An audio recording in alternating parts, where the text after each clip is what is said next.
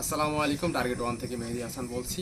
আর বর্তমানে আমরা সবাই একটা ঘুরতে এসেছি খাবার খাওয়ার জন্য।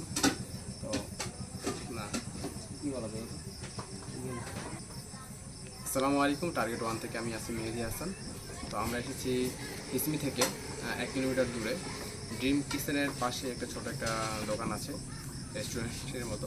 তো এখানে মূলত খাবারের স্বাদগুলো অতুলনীয়, যা একবার খেলে দ্বিতীয়বার আবার আসতে হবে, মাছ পেয়ে শিওর।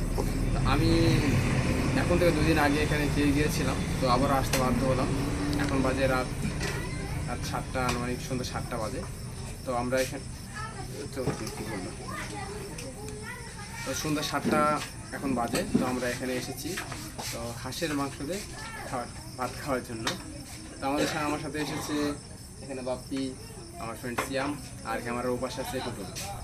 তো এই কি বন্ধু,